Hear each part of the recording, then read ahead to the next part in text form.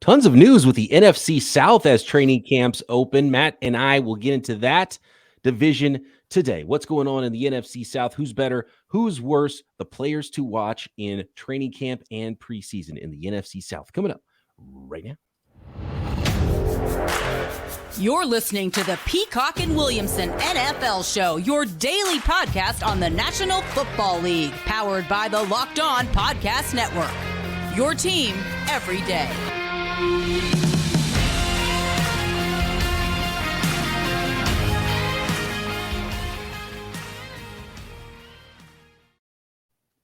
Welcome to the Peacock and Williamson NFL Show. Brian Peacock and Matt Williamson with you as always at BD Peacock at Williamson NFL. Thanks for making us your first listen here on the Locked On Podcast Network.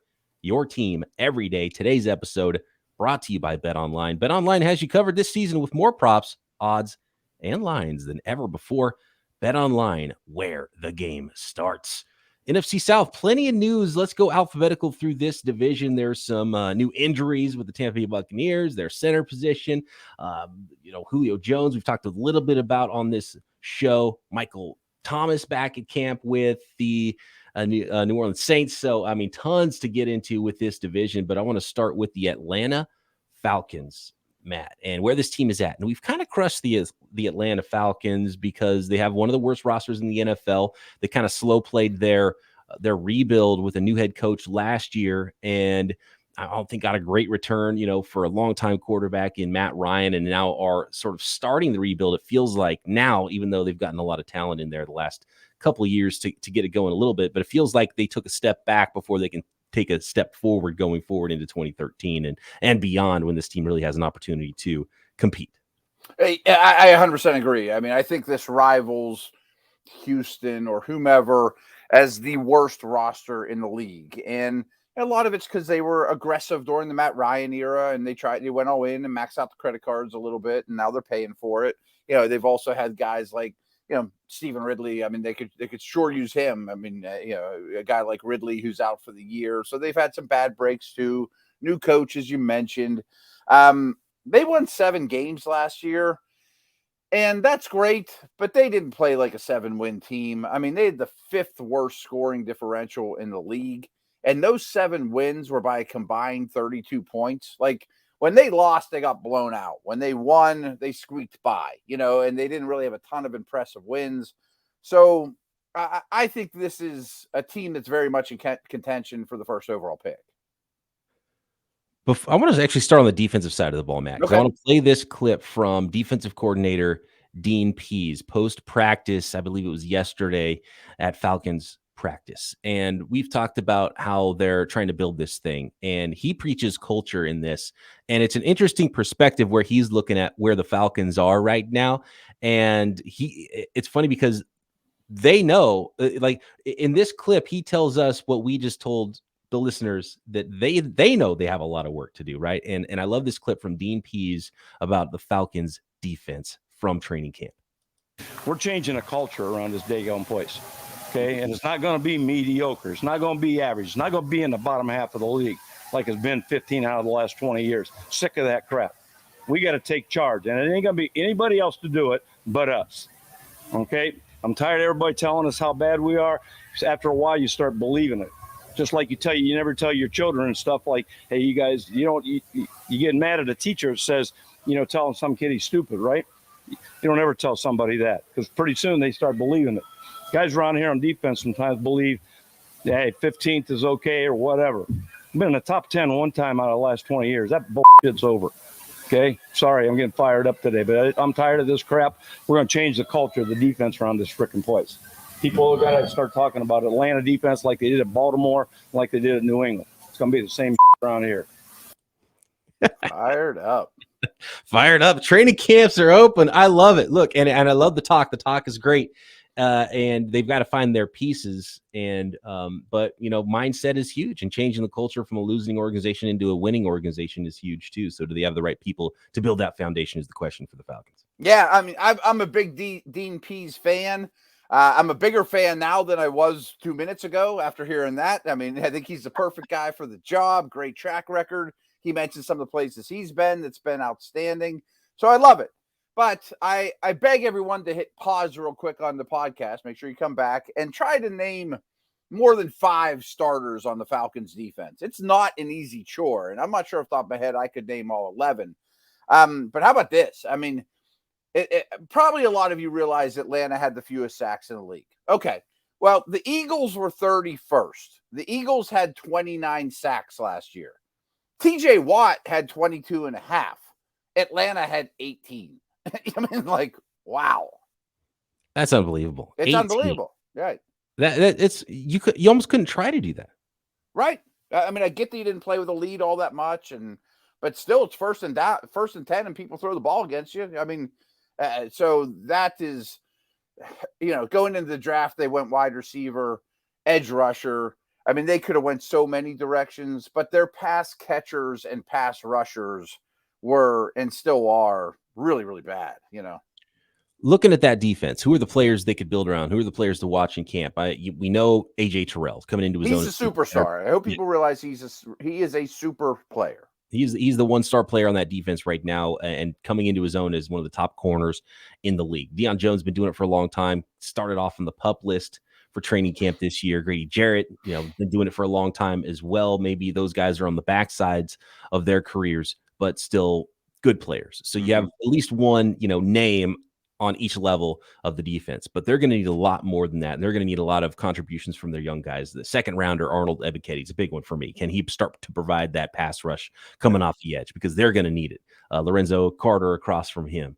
Marlon Davidson, second rounder from a couple of years ago. Those guys are going to have to step up. But the one guy I'm watching on the defensive side of the ball is probably the second rounder, Arnold Ebiketie. Yeah, most teams, it's easy to pull out a name that people don't know that's better than advertised, or, is this guy's better than you realize. And Falcons fans, please, at Williamson NFL, if I'm missing one of these dudes, but this looks like a lot of retreads, the Rashaan Evans of the world and Casey Haywards, who kind of know who they are. The other one I'll throw out there, and I'm thinking the same direction you are, is the other 2 picks from day 2. Deangelo Malone, he could also have some edge presence. But I really like Troy Anderson, too. I mean, he was a great athlete at college, and he has a pretty clear opportunity to get on the field. What's odd is just because we're talking about so much opportunity for young players, and it's not a great roster. Some of their recent draft picks from past years have really either been slow played into the lineup, or they're just not good enough to get into the lineup. Guys like Richie Grant, second rounder from last year. He's a really nice player. He's going to have an opportunity to start all season long now at free safety. So we'll see what that looks like. And we'll see if he's taken a step up from his rookie year. I look back at their drafts from the past. They drafted a lot of interior offensive linemen. Like, I was going to say, even McGarry and Mayfield. I mean, early picks on the O-line, but they don't have a good O-line. Yeah, Matt Hennessy and Mayfield, third rounders 2 years in a row. Drew Dahlman, a fourth rounder last year, which was he had almost the identical scouting report as Matt Hennessy the year before. It's like, what's the plan there? You're drafting the same guys at the same position. So is it going to be Matt Hennessy? Is it going to be Drew Dahlman? Lindstrom, the first rounder, McGarry, the first rounder. Are those guys, potential building blocks, foundational, awesome offensive linemen, or are they just guys you draft in the first round that they're going to get replaced by future first rounders? Obviously, Jake Matthews been doing it for a long time at left tackle too. So a lot of question marks there, a lot of opportunity for the young players, but some of the young guys that they've drafted recently got to be part of that culture that Dean Pease is talking about. Yeah. And I want to switch it over to offense because Pitts is a massive, massive building block. I mean, he's even a better prospect than Tyrell, who's a great player already. I often call Kyle Pitts the freakiest pass catcher on the planet right now. That's great. I don't know if you agree with me, but I don't think most years Drake London is the first receiver off the board. I mean, I think he's fine, but usually he's not going to be a Jamar Chase or even a Waddle. I mean, I think a lot of guys in recent memory would have been drafted ahead of London. Couple little nuggets though too. And remember, this is a Titans-based offense. They don't have the Henry. They're kind of looking for that guy, of course. But only one team had 3 receivers on the field less than Atlanta last year. And they've led the league. They led the league in throwing to tight ends and running backs. I get that, especially considering who the receivers were last year. And then I saw a little nugget I put on Twitter recently too, that of all the qualifying tight ends, Kyle Pitts ran a route against safeties and linebackers, the fewest of all those tight ends. So they're basically lining them up against a corner. You know, I mean, if you can move, that's the beauty of the Mark Andrews and Kelsey is you're going to get a lot of reps against linebackers. Well, you got to get Pitts on those guys too. Right. And then you look at their wide receiver group with Drake London, the rookie. And I agree. And it's not, that doesn't mean Drake London is not going to be a great receiver, but he's the type of guy, you know, maybe doesn't have a great top speed that goes down and gets drafted later in the first round, ends up being as good as all the rest of the guys, you know, DeAndre Hopkins or something like that. He's got the ball skills and the ability to get open, even though he doesn't have a lot of top end speed. But then you have Kyle Pitts at tight end, and then they brought in Brian Edwards from Las Vegas. They're all 6'3" plus power forwards. So you're running out there with 3 power forwards, you know, whereas like Pitts might be the best deep threat out of all of them hitting the seam. I bet he is. Yeah. And then you've got a wide receiver turn running back in Cordero Patterson. Not really in much dynamism there at running he's back. Pretty old. And then of course the retread in Marcus Mariota and a 3rd rounder in Desmond Ridder. And it sounds like Desmond Ridder is not going to have much of an opportunity to even compete for that job at quarterback. So even if the defense under Dean Pease did become what he's talking about there and that culture was changed, I still don't think they could put up enough points to win games. No, I don't either. I mean, there's a little bit more to build on, I guess, on this side of the ball. One thing I've said about Ridder, and I guess it still qualifies for Mariota, is I feel like their whole goal is to be Davis Mills or better. You know, like whenever the pick comes up, like take Anderson, the edge rusher out of Bama. Don't take a quarterback, because I was good enough to at least make you think about that, you know? So I think those are the small kind of goals you're looking for here. I mean, I don't think Cordero Patterson's an every down back. You know, we kind of saw that at the end of the road. I mean, Tyler Algier might take that over, but he's a 5th round pick. So there's not much to hang your hat on, but there's a lot of high pedigree guys on this side of the ball. I'm sitting here staring at our lads' depth chart. There's a lot of dudes that were 1st round picks, 2nd round picks, you know, and a lot of them were the offensive linemen, but it's a bad O-line. Right. So they've got to fix the bad drafting and the bad team building that was the prior regime, and make sure all the young players they have brought in are part of that new culture. It's going to take a while. So, but you know, at least they know what the problem is too. And I actually like hearing DMPs talk about that, because they're not running from it, right? Yeah, they're not running from it, and they recognize it. Some teams, they act like they're, you know, a Super Bowl champion. You're like, your team is god awful. What are you talking about? And you're like, who are you trying to fool here? And Dean P is not trying to fool anybody. He didn't sound like. No. All right, next we've got to talk Tampa Bay Buccaneers, New Orleans Saints, the Carolina Panthers in the NFC South. It's an interesting division and tons to talk about on today's episode of Peacock and Williamson. But first, Dave, level with me. We've all been in a situation at some point in our lives when we're a little tight on cash. Maybe you could only afford to put a few gallons of gas in your tank, or you got another save the date and are wondering how you're going to afford that wedding gift. That's where Dave can help. Dave is the banking app that can help you get up to $500 instantly with extra cash. That's money to fill your tank, buy a wedding gift, catch up on those bills. You can finally tackle all those expenses that have been stressing you out without any hangups. There's no interest, no credit check needed at Dave with extra cash. Millions of people have already downloaded the Dave app to get financial relief they need with extra cash. So if you're in a pinch, need some extra help, download Dave and think of it as a helping hand from future you. Download the Dave app from the App Store right now. That's Dave, D-A-V-E. Sign up for an extra cash account and get up to $500 instantly. For terms and conditions, go to dave.com/legal. Instant transfer fees apply. Banking provided by Evolve, member FDIC. Thanks again, everybody, for making Peacock and Williamson your first listen. For your second listen, make sure you're checking out everything else going on the Locked On Podcast Network. Locked On 49ers. This is what I host. If you don't like the 49ers, your team is covered here, no matter the sport, on the Locked On Podcast Network. Matt's doing Locked On Dynasty Football. And Locked On NFL channel on YouTube is where you can find Peacock and Williamson and a ton of other great content, including the Locked On NFL podcast daily. Who's next? Alphabetically Carolina here. Yeah. Carolina Panthers. Baker Mayfield, obviously, and Sam Darnold in that quarterback competition is going to be an interesting one in camp. And really the most important thing to how good this team is if they get some good quarterback play this year. I think this team's very easy, except I want to start with culture, as you mentioned. Every time anyone says the name Matt Rule, it's, oh, he's on the hot seat, he's trying to save his job. You know, like it's almost like a prerequisite. You have to say that with that coach more than anyone else in the league. By the way, Bet Online, he is is he leader in the clubhouse? Leader for the odds of the first head coach fired. I mean, they've won 5 games in each of the last 3 seasons. I mean, that's pretty rough. And they lost their last 7 to finish out the season. They won 2 games after week 3 all year. However, I think there's, on paper, culture aside, rule aside, all those things, which I don't dismiss, the defense was really good last year. And wisely, they didn't do a whole lot to change it. I mean, the Burns and Horns and Chins and Thompsons and those guys, they got dudes on defense. And since you and I have been talking about this, you've often mentioned about that draft where they went all defense and it's a good young core. But the offense very well could have been the worst in the league. I mean, it was last in yards per play. Their deep passing game was just horrendous. Their Darnold was god-awful. McCaffrey was injured much of the year. And so I give them credit. I mean, they went and got 3 offensive line starters, including Ekwonu, who very well could be the best player in this entire draft. They upgraded a quarterback. Like, just don't stink on offense. Don't be the worst offense in the league. And I think you're around a 500 team. The offense was that bad last year. And they could be even better on defense too. Right. While you're talking, I was thinking about it.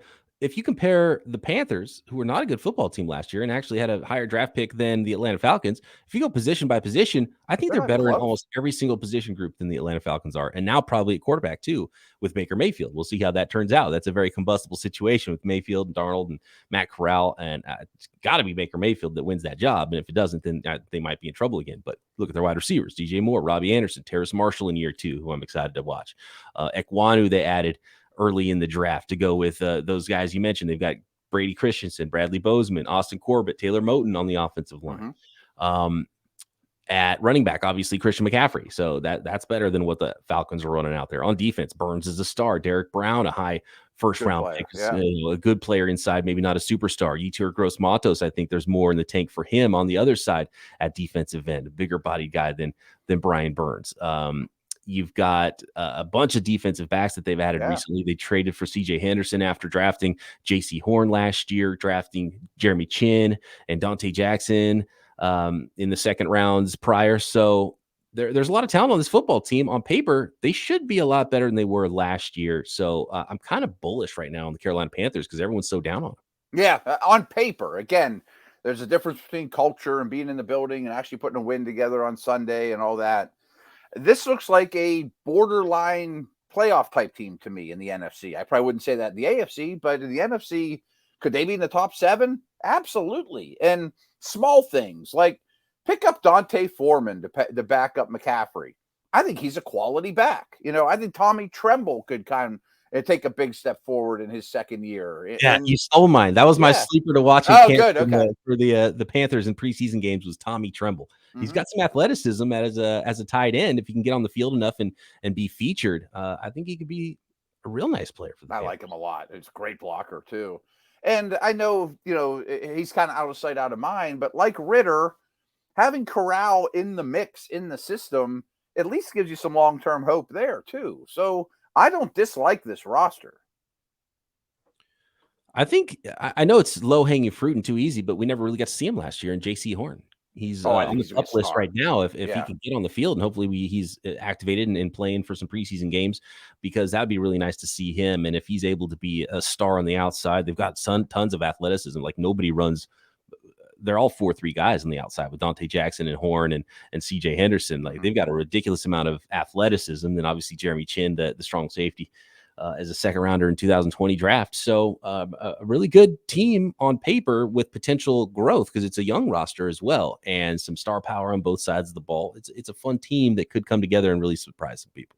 It could again, and probably this is why rules on the hot seat. I mean, it's time for excuses to go away. 5 wins ain't going to cut it anymore. And I'm not saying Baker is Superman coming in to save the day, but he's an NFL starting quarterback. I lost the betting lines, the over and unders for at Bet Online. See if I can pull those up again. But I have a feeling I'm going to be going over, especially with Baker Mayfield. I don't think the line, I'm sure it's gone up since Baker Mayfield was acquired, but I don't know if it's gone up enough because of how bad Sam Darnold played last year. I think it's hard to it's hard to really convey how bad Sam Darnold was at quarterback for a lot of the year, especially after those first 3 games. Yeah, and I think the O-line boost is at least as big as the quarterback boost. Like, I'm not making any excuse for Darnold. Horrible. But his line was really bad. This line should be above average. All right, where are we at here? Anyway, I'm not going to find it. Okay, no big deal. Enough time, but whatever it is, take the over. I'm leaning on the over too. Atlanta, I'm leaning the under. Okay, let's see. Who's up next? It is the New Orleans Saints. The New Orleans Saints in the NFC South. Again, quarterback is a big factor here. If you don't have that guy at quarterback and there's some doubt, that's always going to be the first thing you're looking for how good a football team is going to be. And I'm not sure we have a sample size big enough to know what Jameis Winston's going to look like in this offense, but they got Michael Thomas back. He started on PUP, and I was thinking, what the heck happened with this guy's injury? And it was apparently either a botched or some kind of setback with his original ankle surgery, but he looked okay. He looked okay running slants and little outs in practice once he did get back on the field. I think he was on PUP list for 1 day of Saints training camp, but I would say that Chris Olave, the first round pick, they spent so much in resources to go get with Michael Thomas on the outside, Jarvis Landry in the slot. I mean, that's a really nice set of 3 wide receivers with well-defined roles for Jameis Winston to throw to. I wish Sean Payton was still coaching this team and that's nothing against the new crew, but I mean, and it's more like the old crew, but I just think Payton's a great coach. But I'm really bullish on the Saints. I mean, their defense has been very good for a couple of years now. You mentioned the pass catchers. Was anyone worse at wide receiver than the Saints last year? Who was the guy everyone was getting excited about for fantasy drafts around this time last year? End up doing nothing. Was it Callaway or was it? Yeah. Oh boy, he had a couple good preseason games. Let's draft Marcus Callaway. Right. And now, Landry, Olave, a healthy Thomas, it looks like. I'm a little concerned about the line because I think Penning's a little bit of an overrated prospect. But you also have James Hurst there, the hold down the forward, who's, a solid guy. But the line has a first-round picks everywhere, early picks everywhere. It doesn't look like Kamara is going to get suspended. I mean, I guess we'll see. But if they get every game out of him, what he brings to the table, I don't think he's dropped off at all. I'm a Winston fan. Like I'm a bit of an apologist because everyone just talks about all the turnovers. But in Tampa Bay, he always had the highest ADOT in the league. He made a lot of tough throws at Tampa. And yes, is he a good decision maker? Of course he's not. He's too much of a risk taker. But I went back and pulled these numbers. I mean, he's been a Saint for 11 games he's seen the field. His TD to interception ratio as a Saint is 14-3. His time in Tampa, his TD ratio was 121-88. Maybe he's getting better. Yeah, it's tough because that small sample, and right. Almost if you're a Saints fan, it could be at the end of this year, you're thinking, oh man, he teased us because it was a small sample of games, and he's the old Jameis Winston. He's never gonna, you're never gonna coach that out of him. But then maybe if he keeps that up and the other strengths that he does have as a quarterback and much better pass catchers this year, you worry about left tackle, and that's about it with that offense. Right. No, it's a really complete roster in my opinion. I mean, I think the defense is quite strong, led by like Demario Davis and Cam Jordan and Marshawn Lattimore. You lost Williams, but you picked up Marcus May and the Honey Badger. CJ Gardner-Johnson and Marcus Davenport and people like that. I mean, David Onyemata is a great, underrated guy too. I don't think things will be drastically changed from the coaching change, but Peyton's just more proven. I don't think it's crazy to put a bet down on New Orleans to win the division. I mean, if you're going to give me nice odds.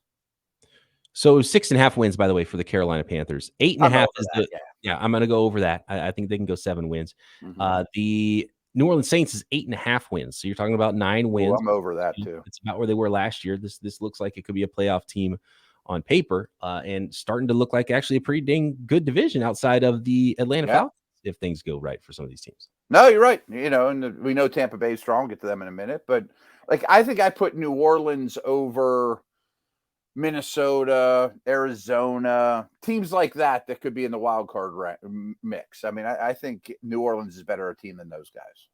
Trevor Penning, obviously a huge one to watch, along with Olave. Those first round picks are going to be fun. Do you have any sleepers on that New Orleans Saints roster that you'll be watching in preseason games? I'm still an Adam Troutman fan. I don't like to dismiss young tight ends too early in their career. I really liked him coming out of school. This is a tough one because this year's a perfect example. They make the fewest draft picks of any team in the league. They go up and get their guys. So there's very few of those fourth round picks that's ready to step up and develop on this team, I'm looking at some of the picks from last year. Paulson Adebo at corner across from Marshawn Lattimore. And I love CJ Gardner-Johnson in that nickel role. And then they have Tyrell Matthew, and those guys are just interchangeable. And with Marcus May now, who they brought in to replace Marcus Williams, I mean, they've got a lot of versatility there in the back end of that defense. So their defensive secondary could be awesome. And then Peyton Turner, who they spent a lot on as a first-round draft pick last year. Can he come in with, Cameron Jordan, who's just rock solid and been rock solid for a decade over there at the strong side defensive end spot? Can you get some pass rush on the other side? Marcus Davenport on the PUP list, Peyton Turner. It's going to be huge for that defense. That's great you brought Peyton Turner. He may be the least descript first-round pick from last year, and I understand why. But I totally forgot about him. He was a first-round pick last year. So that's a nice kickstart. One last name I'll throw out from last year too. I like Pete Werner, too, the linebacker out of Penn State, or out of Ohio State. The Tampa Bay Buccaneers have another nondescript first-round pick from last year that plays the same position as Peyton Turner. We'll talk about that defense. One of the players they lost, how will they replace that and figure out the center position in Tampa next?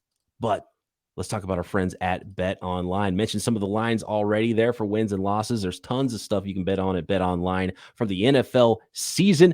BetOnline is the fastest and easiest way to check in on all your betting needs. Find out all your favorite sports and events at the #1 online source for odds, lines, and games. And it's not just wagering. They've got you covered for league news and reviews for every league: NFL, Major League Baseball, NBA, NHL, combat sports, esports, even golf.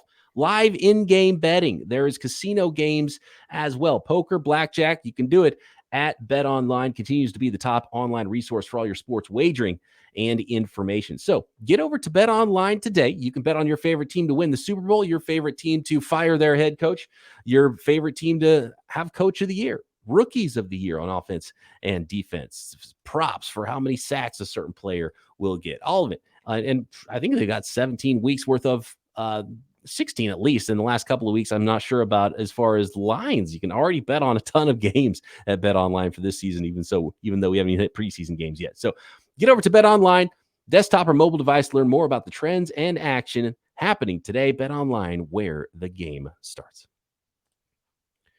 The Tampa Bay Buccaneers, the retirement and subsequent unretirement of Tom Brady was the huge storyline of the offseason there, but it's the talent around Tom Brady that's really going to make the difference with this team. Can we start at wide receiver? Because they brought in Julio Jones. Chris Godwin is injured, but making his way back to the field for the Tampa Bay Buccaneers. And then you have Mike Evans, who's just been solid and been Mike Evans ever since the moment he stepped on the field for them after being drafted in the first round in 2014. So overall, if you put Godwin and Jones together as getting one complete wide receiver two across from Mike Evans, and by the way, Godwin, before he got hurt, was outplaying Mike Evans from a fantasy points per game perspective as well. So you can't sleep on how good Godwin is when he is healthy. And even if you don't get all three of them on the field at the same time, if Julio can bridge the gap to Godwin before he gets hurt, I think you're looking pretty good there at wide receiver for Tom Brady and the Bucs. 100% agree. I'm going to get to that in 1 second, but I did this exercise for Steelers.com where I just went around the division by division and pulled up a lot of key stats, turnover differential, yards per play differential, sack differential, all these nerdy things that I reference all the time. And Tampa Bay is like super boring because they're just really good at all of them, both sides of the ball, like not a lot of discernible weaknesses. And that's really been true since Brady's been there. I mean, it's just a high quality team in all the important facets. And do I think Julio Jones is an impact player anymore? Absolutely not. I don't think he can run. I don't think he can stay healthy. But, I don't think he's going to be Antonio Brown for them. But Evans, Jones, Godwin, and Gage, who I think is a very Tom Brady friendly slot type, I think that's more than good enough as the pass catchers. They run the ball well. They have a good line. They did suffer a major injury at center, but maybe by the time people listen to this, Jaycee Treader will be a Buck or something like that. That was the big news this week. Was Ryan Jensen might be lost the entire season with a knee injury, and that's tough. They already lost Alex Kappa as well, so some changes on the offensive line. They did draft second round guard Luke Godicke. Could he get in there at center? Robert Hainsey would be the first man up, who was a third rounder who I kind of forgot about from the year before. So yeah, I mean that's you're trying to draft starting players in the first 3 rounds. So maybe they got the replacement in house there with Robert Hainsey, who's had a 1 year to get used to NFL football. But, Aaron Stinney, they brought in Shaq Mason to replace Kappa. Right. So that's a nice signing there. Tristan Wirfs, obviously. So on the right side, they're looking good, but there is some questions on the inside there. And if they're going to be able to run the ball with 245 pound now, Leonard Fournette, who apparently dropped 15 pounds in the 2 weeks before training camp.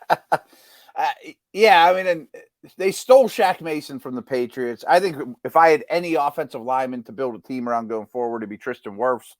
But 3 new starters on the interior, and we know Brady doesn't like interior pressure. So that could be some growing pains, but especially in the inside run game and interior pass rush. But I'm not real worried about this team. I mean, I think the defense is very, very solid. They've drafted defense to no end. I mean, year after year at the top of the draft. And they brought in guys on offense, and they have some star power there as well. Of course, Brady makes that whole thing go. I think they're well coached. I think Leftwich will be a head coach someday. I don't think the head coaching change is a big deal at all. And Todd Bowles is a favorite of mine. We spent time with the Browns together, so I'm rooting for him. It's kind of a boring team to talk about because we're talking about things like, well, the interior O-line might take a while before it's really good. This team's really good. Who you drafting at tight end on your fantasy rosters? Kyle Rudolph, the replacement? Cameron Brate has been there, it seems like, forever. They drafted a couple guys this year, 4th and 6th round, Cade Otton and Cole Keefe at tight end. So is there going to be like that security blanket for Tom Brady, or is that guy just going to be Mike Evans? I think that guy's going to be Mike Evans, and Fournette will catch a lot of passes as well. I think Evans is starting to decline a little, but I don't think that's going to hurt his fantasy production or anything like that. I like the Cade Otton pick in the 4th round, but he's a next year guy. I've never been a fan of Kyle Rudolph, and now I like him less than ever. He's wearing number 8. That's not right. He saw it on a fellow player in the division, right? And he thought, oh man, number 8 looks very nice. That looks kind of nice on Kyle Pitts. Makes him look really athletic. So maybe just looks great on Kyle Pitts. On the number 8, yeah. Right. Not as good on Kyle Rudolph. Exactly.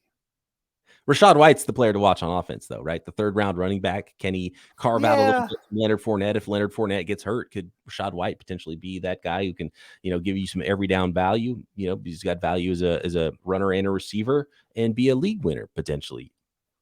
He's a very hot name in the fantasy world, especially the dynasty world. He's a 3rd round rookie, especially when Lenny was fat. Everyone just thought White was going to plug in there. Yeah, and I get that. I just wasn't impressed with his tape. I thought he was kind of just a guy. And one of the things everyone raves about him is a receiver. And he is a very good receiver for a big back. But is Tom going to trust a rookie 3rd round pick in protection and all the pass scheme stuff? I have my doubts. And then even for Dynasty, is Tom going to be there next year? I don't own any stocks of Rashad White. And running back's not as quarterback dependent. So, dynasty wise, as long as he gets the job eventually, it's not really a big deal for me. But, look, Leonard Fournette's had injuries in his career. Running backs have an 100% injury rate. So if he's actually the number 2 back coming into camp, give me all the Rashad White stock. You can, and hopefully you can earn that. But, Tom Brady, it's funny because whether it was the Patriots or now with the Buccaneers, and, you have a completely – not completely, but mostly broken down Gronk, and he's still throwing him touchdown passes left and right. So if you get Tom Brady's trust, it doesn't really matter what the age is anymore. Go with the veterans. No, yeah. I mean, Gronk and Evans are touchdown machines with Tom. It's just it's the trust factor. A couple dudes on defense I just wanted to bring up, but again, they're all high picks and kind of boring. I think Joe Tryon Shoyinka takes over for JPP and has a chance to be a very good player, a power player, kind of like JPP. And one of my favorite picks in the entire draft was Tampa's first pick after they traded out of the first round. I think Logan Hall has your boy Armstead and Buckner-like traits. Right, like that sort of guy to play big end, 5 technique, can kick in and play some 3 tech if you want him to. Stop the run on early downs, rush from the interior on passing downs. So very different player from Joe Tryon when they drafted him in the first round last year. He was the prototype. If you're 6'5", 260. Their teams are going to draft you in the first round, and you're athletic, so can you develop into that guy? And he's got a clear path of playing time now. So however good Joe Tryon Shoyinka is for the Bucs this year is going to go a huge way into that defense being very good with their second rounder from this year, Logan Hall, working in there with Goldston and some of the guys that Akeem Hicks. I think throw Akeem Hicks in there as a little sugar on top too lately. Exactly. We all know that Vita Vea is going to be a beast, at least for 2 downs on the interior. Right. So athleticism linebacker. I mean, I think if I'm gonna go a deep sleeper here, Zion McCollum, who nobody really talked about. He was sort of the standout player at the combine that didn't quite get the credit for it because there was some really outstanding times run, but his numbers across the board were ridiculous at the combine. We're talking sub 4.3 with low 4.3. I think it's 4.3 flat or 4.33 or something like that. But then the agilities were insane. Like Zion McCollum's athleticism is off the charts at a position group where there's already off the charts athletes. It was really amazing what he did. 5th round draft pick. Can you develop him because he's got all the athleticism in the world? Yeah, he's a great one to keep an eye on, especially in the preseason. He's pretty blocked in a good secondary. I mean, guys like Antoine Winfield are stars, and Davis and Dean. And I mean, it's a good group. I'm with you. I was shocked he lasted to the 5th round, with his traits. And he's not a tiny guy either. I mean, this is a really good football team. Great team. How many wins? They are the 13-win team last year. The over-under for the Tampa Bay Buccaneers right now, 11.5 wins, which is high, but it's a 17-game season now. You're going to take the over on 11.5, Matt. I like the line. It's probably a stay away. Yeah. I'm hoping Jensen isn't the first of a lot of old guy injuries. I mean, people that stick around a year too late. I mean, that's just a hunch, but if Gronk's not there and Julio's on the sideline and, Evans pulls a hammy and it takes him 2 weeks longer because he's older, that type of thing. And Godwin's not right. But sitting here staring at their depth chart, really good football team led by great people to have leading your football team. So I guess I'd go over. If I had to take one, I would take the over. I think 12 is a really good number for them. And they could easily have another 13-win season, but probably stay away from that 11.5 line because they could be a really good team and have a really good year and win 11 games. Yeah, or maybe Blaine Gabbert starts 2 games. It's like that, right? Right. Yeah, hopefully hopefully that doesn't happen for the Tampa Bay Buccaneers unless they're just resting people in Week 18. All right, good stuff. That is the NFC South. Plenty of storylines there. And can't wait to see how that one turns out. Some good teams and potentially a better division than people are giving it credit for in the NFC. Thanks everybody for making Peacock. BP, I got one thing for you. Were you ever watch the Jetsons growing up? I did watch a little Jetsons as a kid. You're familiar with the Jetsons, right? Yes. Well, we're recording this Sunday night, July 31st of 2022. That was George Jetson's birthday. Day he was born, July 31st, 2022. I just threw that out on Twitter. Wow. Yeah. So what year was the Jetsons set then? Late 7. I guess 30 years after that. He was a dad with, the 2050s. My boy Elroy. I guess, yeah. Yeah. Okay. Wow. Happy birthday. Happy literal birthday to George Jetson. Right. And we're not walking our dogs outside on conveyor belts yet, or doing no space cars quite yet, but they probably got a couple things right in the future. They even tried to get the it's not Jetsons, it's Back to the Future, but they tried to get the hoverboards going, but it was more like a Segway without a handlebar, so that wasn't really really the hoverboard. So yeah, we're way behind. We're not quite there in the sci-fi universe. Yep, absolutely. So George was born today, for the future. George Jetson. I love it. It's a great factoid. All right. Thanks, everybody, for making Peacock and Williamson your first listen. Back tomorrow, checking in on the rest of the NFC right here. Peacock and Williamson.